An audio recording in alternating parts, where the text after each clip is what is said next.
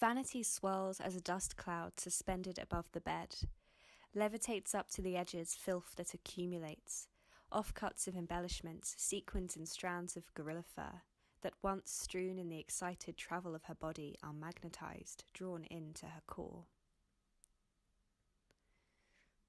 The fox on her shoulder stretches paws, languidly awakens, whispers into her ear, pay no attention to their faces.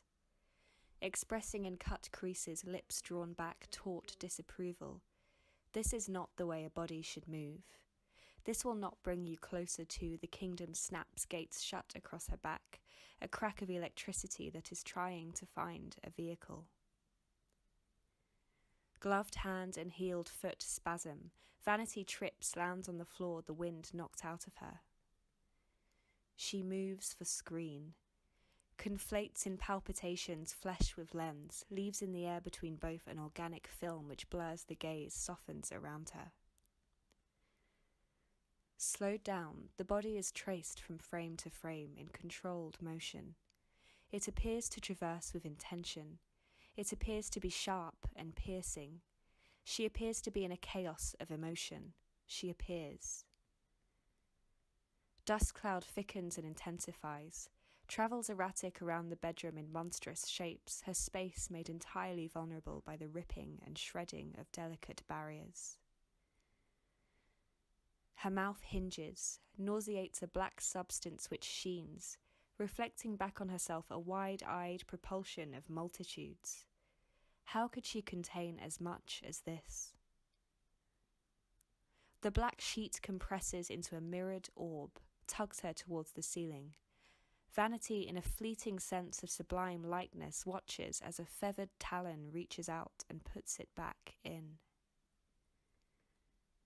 She draws herself down, the bed seizes its chance, rises to accept her convulsing body, vanity possessed, the original erotica, which sinfully moves her before she thinks to move. Flesh lagging, chest heaving, it steams, leaving behind her little imprints of her form, a trail of dust. The spirit within her gyrates, rolls eyes, extends tongue, sends spells through her lips in white sparks.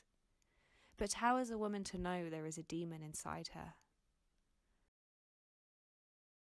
The fox climbs her hair, binds its deflated frame around her eyes, allows her to present a spectacle, blindly relishing the dances it seduces, oblivious to the flecks of sweat and saliva that jump forth, miss the air, and splatter disgusted faces.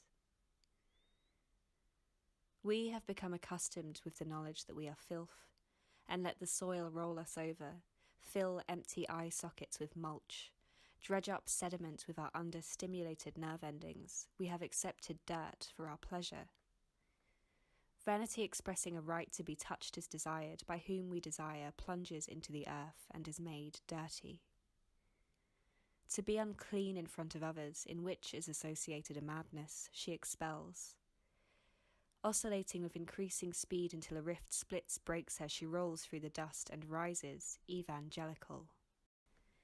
Vanity renounces spit, vanity renounces sweat, vanity renounces drooling, flexing, stretching into the space around us.